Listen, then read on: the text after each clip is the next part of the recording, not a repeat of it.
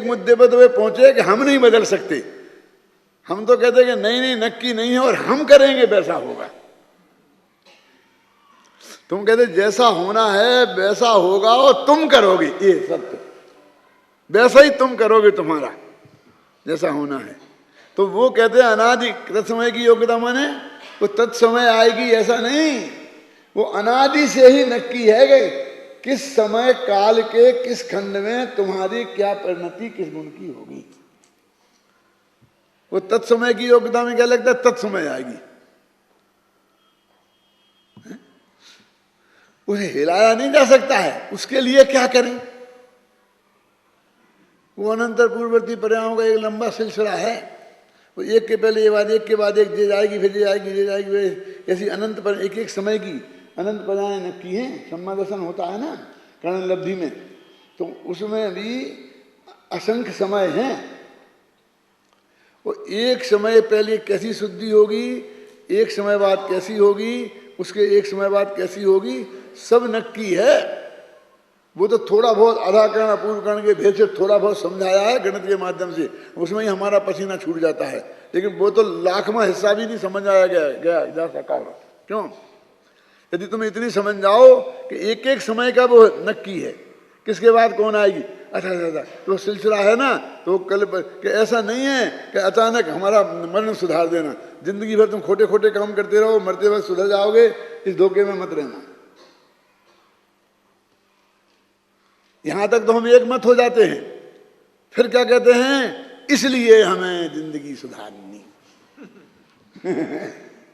क्या समझ कर वो तो ये कह रहे हैं कि जब तुम्हारा काल उस दिशा में जाना होगा तो उसके एक समय पहले क्या हो, इसमें सब नक्की है। तो बोले इतना हो जाए तो हम क्या करें, मर जाएं क्या? क्या लोग ऐसा कहते हैं ना कि भैया देखो मैंने तुमसे कह दिया, तुमने मेरी बात नहीं सुनी ना, तो मुझसे बुरा कोई नहीं होगा, समझ लेना। मैंने कहा हम तो वैसे ही समझते हैं। क्या कि आपसे बुरा कोई नहीं है, हम तब क्यों समझेंगे?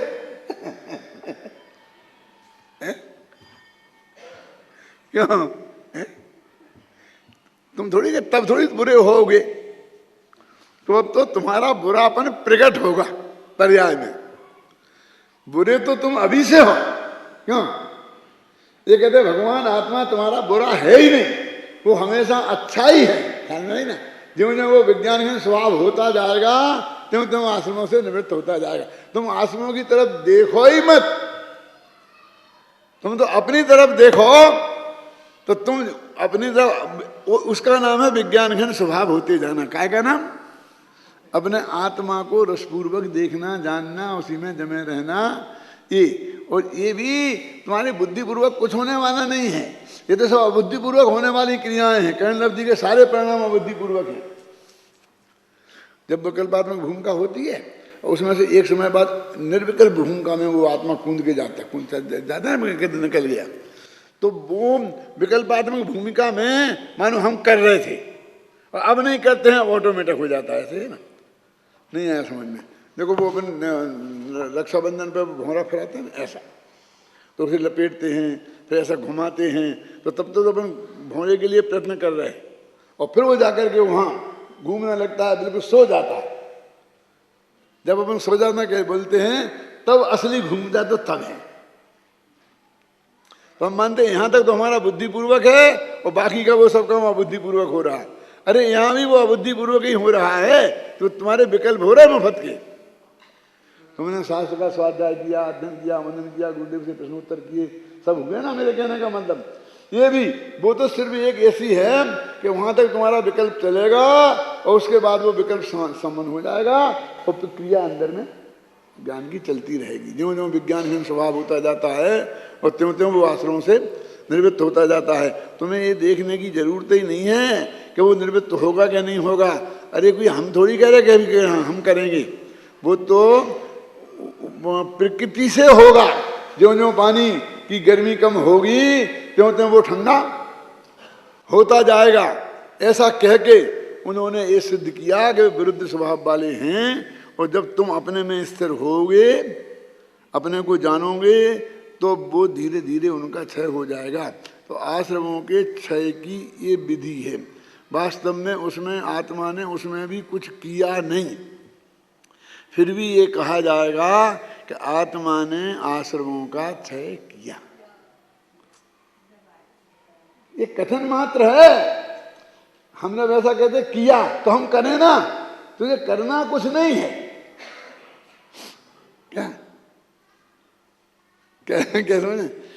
अरे माँ के पेट में गर्भ रहा है, आ गया है, एक एक दिन एक एक समय में बच्चा बढ़ता जाएगा, बढ़ता है, तो मैं बढ़ाऊं? तुम क्या बढ़ाएगी? वो तो बस तुम चुपचाप शांत रहे, वो अपने आप बढ़ता जाएगा, अपने आप बढ़ता जाएगा। और उसका काल आ जाएगा। क्या का काल तो प्रति समय आ ही रहा है बढ़ने का, और ऐसा बढ़ने के आ जाएगा कि पेट में नहीं समाएगा, बाहर आ जाएगा। तुझे क्या करना उसमें? डॉक्टर भी कहता है निश्चिंत रहो भाई, 2 गोलियां खा लेना और निश्चिंत रहो। 2 गोलियां खा लेने का मतलब ये कोई तुम अपने अनुकूल रखना, प्रतिकूल आचरण उसके नहीं बरतना। तो ऐसे ही कहते हैं कि हमने कर्मों का नाश, ये भाषा ही जैन धर्म की नहीं है। ये नाश वाली हत्यारी भाषा जैन धर्म की नहीं है। लेकिन हमारी आदत ऐसी हो गई ना, ये हत्यारी भाषा पढ़ते पढ़ते, तो हमें भी कर्म को चकचूर करना है, ये करना है, ये करना है, क्यों? और उस तरह से हम अपने को प्रस्तुत करते हैं। और वो ज्ञानी धर्मात्माओं ने किया है, कोई ऐसी बात नहीं है। वो समझ लो कथन की एक स्टाइल है, जिस स्टाइल में वो बात करते हैं। वो कोई बड़ा अपराध नहीं हुआ है, लेकिन समझने की बात यह है कि उसमें कुछ करने बनने जैसी बात नहीं है। होना है, और होने को ही करना कहेंगे। घबराना नहीं, कहीं करना भी कहा गया हो कि आत्मा अपने परिणामों का करता है, तो तेरे माथे कोई जिम्मेवारी नहीं सौंपी गई है। ज्ञान भाव ज्ञानी करें, अज्ञानी अज्ञान, और द्रव्य कर्म पुद्गल करे, यो निश्चय प्रमाण। तो ज्ञानियों को ज्ञान भाव करने की जिम्मेवारी तो है ना। अज्ञान भाव कौन करेगा? अज्ञानी निपटाएंगे। क्या न ज्ञानियों को ज्ञान भाव करने हैं, ना अज्ञानियों को अज्ञान भाव करना है, ना द्रव्य कर्म को पुद्गल को करना है। वो सब होना है, और होने को ही कर्ता कहते हैं। कहाँ लिखा बोलो? या परिणमति सा कर्ता लिखा ना, क्लियर है ना। जो परिणमित होता है उस परिणाम का वो कर्ता होता है। तो परिणमित होता है को कुछ प्रयत्नपूर्वक होता है, द्रव्य को प्रयत्नपूर्वक परिणमित होना पड़ता है। उसमें द्रव्यत्व गुण है क्या नहीं है? और प्रति समय परिणमित होता रहता है क्या नहीं? उसके लिए क्या करना पड़ता है? बोलो दिलीप भाई, आपने बाल सफेद करने के लिए क्या किया? ये काले जिनने किए हैं उनने काली पोती होगी।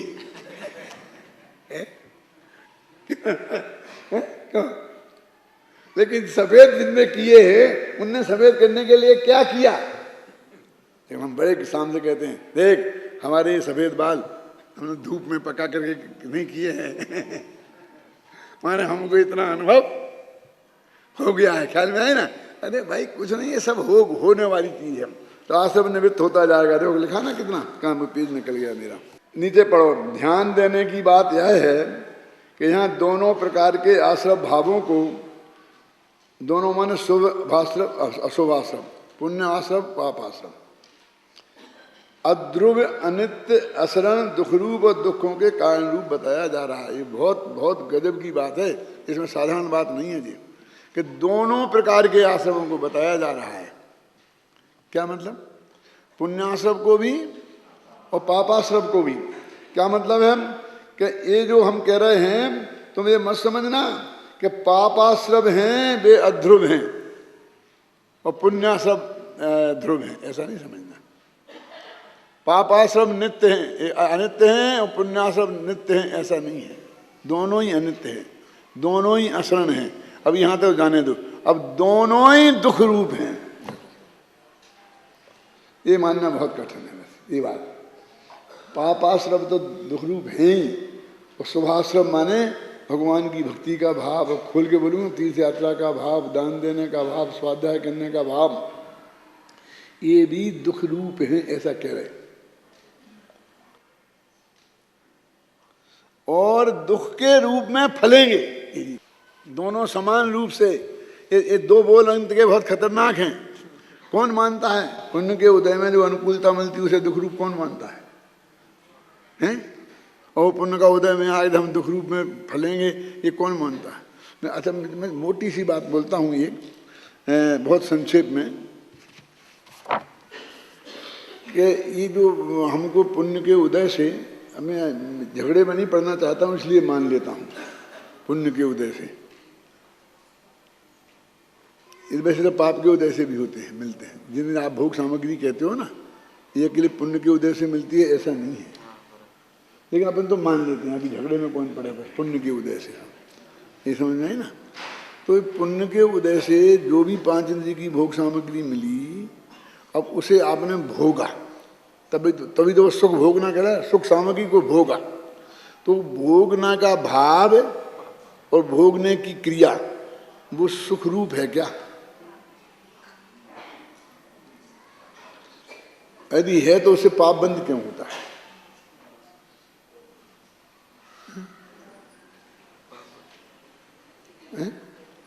अब ये खाना खाने बने, मिर्ची खा रहे हैं, मुंह जलता जा रहा है, जलता जा, उसके बाद मीठा, फिर उसके बाद ये बदल के, तो बदली सुखरूप अवस्था जो होती है तो वो उसे बदलना नहीं चाहता। ये तुम्हें बदलने का भाव क्यों हो रहा है?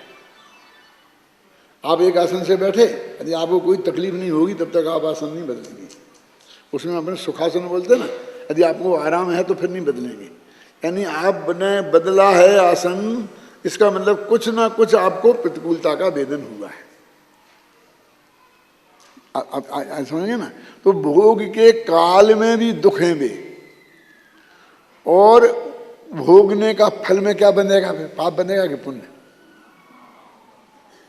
देखो बाबा, तो ये कहते हैं कि भाई वर्तमान में ही पुण्य के भाव, भाई पुण्य के भाव भी आश्रव है भाई साहब। सुख स्वरूप तो आत्मा है और ये तो आश्रव है। जब उनने लिखा था कि आश्रव दुखकार घनेरे, तो उन्होंने भेद नहीं किया कि अशुभ आश्रव दुखकार घनेरे। यहाँ आश्रमों से भेद विज्ञान कराया जा रहा है। यहाँ आश्रमों से निवृत्ति की विधि बताई जा रही है, पाप आश्रमों से निवृत्ति की विधि नहीं बताई जा रही है। मैं तो कहता हूँ कि पाप आश्रमों से बताई ही नहीं जा रही है, पुण्य आश्रम से बताई जा रही है। क्यों? क्योंकि तुम वहां से आ गए हो, जी हमारी बात सुन रहे हो, तो पाप आश्रमों से तो निवृत्त होके ही आए हो। क्या निरंतर जो मन में पाप भाव चल रहे थे ना, क्यों? हिंसा, झूठ, चोरी, कुशील, परिग्रह के। मैं आपसे बोलता हूँ कि यहाँ हमारे सुमत जी आए और आप गांव वाले लोग इतने अधिक आ गए यहाँ, तो इन्होंने क्या किया? सच बोलना छाती पे हाथ रख करके कि यदि आप इस समय यहाँ नहीं आए होते तो, बोलो आनंद बाबू, कहाँ बैठे होते? टीवी के सामने। मुझे बता दिया, टीवी के सामने बैठे होते। क्यों? किसी न किसी पाप के में ही लगे रहे होते, किसी न किसी भोग में ही लग रहे होते। अब यहाँ आ गए और ये बात सुनने को तैयार बैठे हो, सुन रहे हो शांति से बैठ करके। क्यों? तो ये पाप में से तो निवृत्त होके ही आए हो। अब तो पुण्य से कैसे निवृत्त होना, इसकी बात करो। हैं? क्या क्या कहते? दुखा दुख फलती है, वो कहते हैं। देखो लिखा ना ऐसा नीचे बहुत स्पष्ट, बस शांति से पढ़ते जाओगे तो कुछ समझ में नहीं आएगा। आप उस पर ध्यान दो कि मैं फिर पढ़ता हूँ ऊपर से। यहाँ दो ऊपर देखो, आश्रव भाव पुण्य रूप भी होते हैं और पाप रूप भी। तात्पर्य यह है कि आश्रव दो प्रकार के हैं, पुण्याश्रव, पापाश्रव, शुभाश्रव और अशुभाश्रव। ध्यान देने की बात यह है कि यहाँ दोनों ही प्रकार के आश्रव भावों को अध्रुव, अनित्य, अशरण, दुखरूप और दुखों का कारण बताया जा रहा है। तात्पर्य यह है कि पुण्य भाव भी, शुभ भाव भी अध्रुव, अनित्य और अशरण तो हैं ही, दुख रूप भी हैं और दुखों के कारण भी हैं। मैं आपसे पूछता हूँ, ये स्वीकार है? नहीं है। हाँ हाँ कर दो, लेकिन नहीं है। अरे हम नहीं है, तुम हमसे पूछो ना। भाषा में तो हम कहेंगे ये पढ़ करके है, लेकिन अंदर में उसमें हम अनुकूलता का वेदन करते हैं। मैंने ऐसा काम नहीं चलेगा जी ये पुण्य का उदय, पुण्य के भाव, पुण्य के संयोग, अनुकूलता सब प्रकार की ये दुख रूप है। ये दुख के रूप में फलेगी कि हम तो स्वर्ग जाएंगे, दुख के रूप में कैसे फलेगी? फिर क्यों बोलते हो चारों गति के माही में दुख पायो है घणो? छेड़ला में देव गति के दुखों का वर्णन है क्या? नहीं। तो स्वर्ग में जाओगे तो दुख के रूप में फलेगा कि नहीं फलेगा? अरे स्वर्ग के दुख की तुम कल्पना नहीं है तुम्हें। थोड़ा अंदाजा कराऊं कि आपने एक गलती की और उस गलती की सजा आपको ये मिले कि आपको 3 साल तक शास्त्री फर्स्ट ईयर में ही रहना है। बोलो कितनी खुशी होगी, मजा आएगा। 3 साल तक पढ़ेंगे, दूसरी साल तो पढ़ने में फिर मेहनत तो होगी नहीं, फिर आराम से खूब खेलेंगे करेंगे। क्यों? कितना है? आगे क्लास नहीं बढ़ोगे। अब इस दुख की कल्पना हुई, अब उन्हें ये सजा मिली है कि तुम 33 सागर तक चौथी क्लास में रहोगे। बोलो क्या करना? 33 सागर तक चौथी क्लास से 5वीं में, चौथे गुणस्थान से 5वें में नहीं जाओगे। कौन? जो भावलिंगी मुनिराज थे, जो 6वें 7वें हर समय समय आत्मा का अनुभव करके अनंत सुख भोग रहे थे, वो 3 कसाय के अभाव में, वो जो शुद्ध व्यक्ति तो जाने दो, 3 कसाय के अभाव में जो परिणति शुद्ध भई वो कितनी सुख रूप है ना? अब बस 2 कसाएं उदय में आ गई, प्रत्याखाना वर्ण, तखाना वर्ण, और निरंतर वो परिणति में विद्यमान है। बोलो कितने दुख, कितनी बड़ी सजा है। वो दुख नहीं है। हमें जिसे सुख रूप में देखते हैं, इधर कल्पना तो करो वो कितना बड़ा दुख है। हम सोचने का हमारा तरीका ही नहीं खत्म हो गया। और सर्वा सिद्धि के सुख, सर्वादि सिद्धि के सुखों का वर्णन, सर्वादि के सुखों कहाँ है? इसलिए कहते हैं कि पुण्य भाव भी दुख रूप हैं, वो दुख के रूप में फलते हैं। पुण्य पाप दोनों ही भाव संसार परिभ्रमण के कारण होने से समान ही है। दोनों की समानता को आगे चलकर पुण्य पाप अधिकार में, पुण्य पाप एक द्वार में विस्तार से स्पष्ट किया जाएगा। उक्त कथन से अत्यंत स्पष्ट है, पापाश्रव के समान पुण्याश्रव भी आत्मा नहीं है। पहले तो निर्णय ये करना है कि ये आत्मा है क्या नहीं। चलो अभी तो भेद विज्ञान की बात चल रही ना, क्या की बात चल रही कि वे आत्मा है कि नहीं, ये निर्णय करना है। तो इतना तो करोगे ना, आत्मा नहीं है, वे अच्छे हैं कि बुरे हैं बाद में निपट लेंगे, है ना।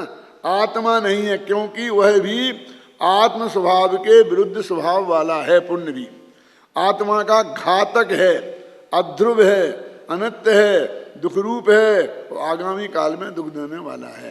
देखो ये पहला बोल बहुत मार्मिक है। कौन सा?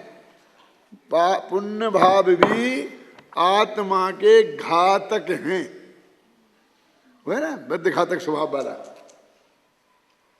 इसका नाम भेद जानना है। और ऐसा भेद जानोगे तो तुमने शास्त्र पढ़ के जाना, गुरु के मुख से जाना तो उतना अज्ञान कट गया, और अनुभूति पूर्वक जानोगे तो उतना अज्ञान कट जाएगा।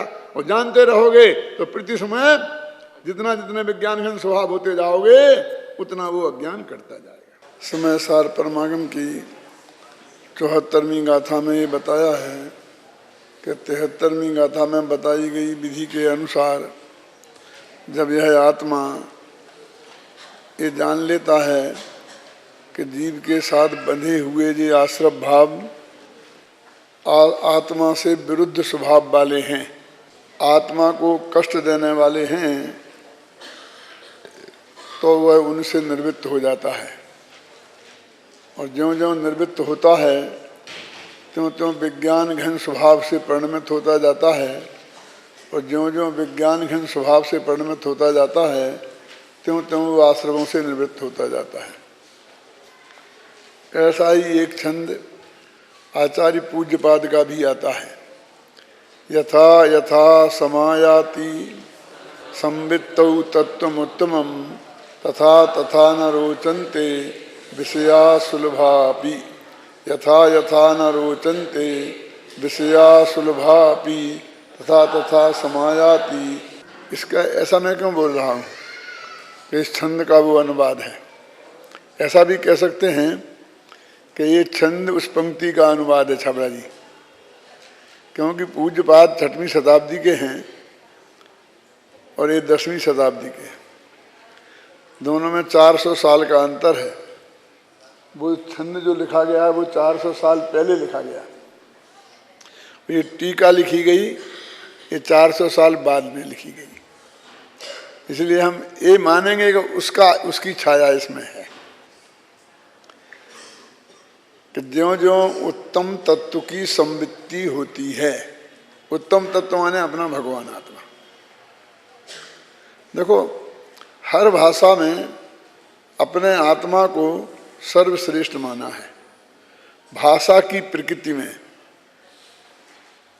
आई इज ऑलवेज कैपिटल है ना, वहाँ अंग्रेजी में भी है ना, आई हमेशा कैपिटल में लिखी जाएगी, बीच में आए, शुरू में आए, अंत में आए, ऐसा नहीं कि शुरू का अक्षर कैपिटल में लिखे और बाद में ऐसा लिखे, है ना। और संस्कृत भाषा में कहते हैं 3 पुरुष होते हैं ना, उत्तम पुरुष, मध्यम पुरुष और अन्य पुरुष, आप समझते हैं ना। तो हम ये उत्तम पुरुष हैं, है ना, और तुम ये मध्यम, और बे ये अधम। अन्य पुरुष का अधम कहना अच्छा नहीं लगा, इसलिए उन्हें अन्न में डाला है ना, अन्न। तो देखो संस्कृत व्याकरण से, इंग्लिश व्याकरण से सबसे ये सिद्ध होता है कि मैं मेरे लिए सर्वाधिक महत्वपूर्ण हूं। उसको बोलते उत्तम तत्व, ये लिखा ना, और यथा यथा समायाति संवित्तौ तत्वम उत्तमम, उत्तम तत्व की संवित्ति जैसे जैसे होती है। अपन को लगता ज्ञान तो एक साथ हो जाता है ना, ये बात सही है, लेकिन फिर भी उस ज्ञान में गहराई आती है, उसमें अपनापन में दृढ़ता आती है, उसमें अपनापन का विकास होता है, ख्याल में है ना। वो उसके 4थे गुणस्थान से लेकर के और 13वें गुणस्थान तक की वो सीढ़ियाँ अपने शास्त्रों में बताई हैं ना, वो सब उसकी विरोधी जो कसाएँ हैं वो अनंतानुबंधी जाती है, सत्ता में पड़ी हो तो संक्रमित होके अप्रत्याख्यान प्रत्याख्यान होके निकल जाती है। जो भी हो धीरे धीरे होता है ना वो प्रक्रिया, वो इसलिए यथा शब्द डाला है। तथा तथा समायाति तथा तथा न रोचनते विषया सुलभा अपि, जो सुलभ 5 इंद्रिय के विषय हैं वे भी अच्छे नहीं लगते हैं। सुलभ का मतलब क्या है कि एक तो पुण्य का योग नहीं हो, जिनको हो गई है ना उन्हें इसका अंदाजा नहीं है। झुपड़पट्टी में जाके देखो, और जिन लोगों को 2 जून रोटी की व्यवस्था नहीं है, 5 इंद्रिय के कोई विषय सुलभ नहीं है ना, तब मालूम पड़ेगा ये कितने दुर्लभ हैं। तो कहते हैं कि भाई दुर्लभ विषय में भी उनकी आसक्ति होती है, लेकिन यदि आत्म तत्व की संवित्ति हो तो सारे 5 इंद्रियों के विषय सामने पड़े हों तो भी वे रुचते नहीं है। तथा तथा न रोचनते विषया सुलभा अपि। अभी सुमित प्रकाश जी बता रहे थे ना कि अभी हम टीवी देख रहे हों और लौकिक कार्यक्रम देख रहे हों तो वहाँ पर नींद आ जाती नहीं आती है, सतर्क रहते हैं, और यहाँ पर बिल्कुल गर्दन ढली रहती है। ऐसे भी लोग इस जगत में हैं गुरुदेव के प्रताप से कि जो इसमें एकदम जागृत रहते हैं, और कोई भी फिल्म उन्होंने बीच में बिना सोए नहीं देखी होगी, देखना पड़ी होगी, जो लोगों के साथ जाना पड़ा होगा ना, तो उसके बीच में उन्हें नींद अवश्य आ गई होगी। होता है ना ऐसा है। और यहाँ कभी भी उनके बिल्कुल भी उनकी जागृति की कोई कमी देखने में नहीं आती है। हाँ, अधिकांश लोग वैसे हैं जैसे सुमित प्रकाश जी ने बताए, लेकिन ऐसे लोगों से भी जगत खाली नहीं है, बीज नष्ट नहीं हुआ है, मेरा मतलब ये है ना। बीज राख फल भोग भी है कि नहीं है, कि इसमें अत्यंत जागृत अवस्था रहते हैं, तो उसे सुलभ विषय भी अच्छे नहीं लगते हैं। और अब उल्टी बात करते हैं कि ज्यों ज्यों सुलभ विषय अच्छे नहीं लगते हैं, तो त्यों त्यों उत्तम तत्व की प्रीति और बढ़ती है, संवित्ति और बढ़ती है। दोनों तरफ से कार्य कारण संबंध है। कभी ये कार्य बनता है, कभी वो कार्य बनता है, कभी वो कार्य बनता है। इसको मैं कहता हूं ना कि लोग कहते हैं देखो सब सत्यानाश कर दिया, चौराहे चौराहे पर नंगी औरतों की फोटो लगा दिए हैं, घर घर में टीवी घुस गया है, इसलिए सबको बिगाड़ के रख दिया है। ये पक्ष है ना, ये पक्ष है और जिसको हम लोग बहुत गहराई से अनुभव करते हैं। लेकिन एक उल्टी बात भी है और वो ये है कि ये क्यों लग गए, ये घर में आया कैसे टीवी, ये गंदे चित्र चौराहों पर लग कैसे गए। पहले हमारा मन बिगड़ा है तब ये लगे हैं। हम चौराहों की छोड़ दो कैलाश जी, हमारे खुद के घर में मंदिर में दिगंबर मूर्ति है और घर में जाके दिगंबराओं की मूर्तियां एडी टेढ़ी ला करके मिलती है ना। मूर्ति मोहल्ला में जाओ तो ये दिगंबर मूर्तियां तो मिलेंगी बहुत कम, वैसे 1000 गुणी तो वैसी मूर्तियां मिलेंगी कि नहीं, गंदी गंदी मूर्तियां। और आज सब बड़े नाम कहलाने वाले आदमियों के घरों में सब में मिलेंगी। पहले तो इस दुनिया में एक हुकुमचंद सेठ था। मैं तो जब 14-15 वर्ष का रहा हूँगा तब जाकर देखी पहली दफे। मेरे मामा रहते थे, मेरे मामा के घर गया था इंदौर, तो सब दिखाने ले गए इंदौर घुमाने, तो वो इंद्र भवन भी दिखाने ले गए। तो उसे देखकर मैं इतना एलर्जिक हो गया था हुकुमचंद सेठ से कि आप कल्पना नहीं कर सकते थे।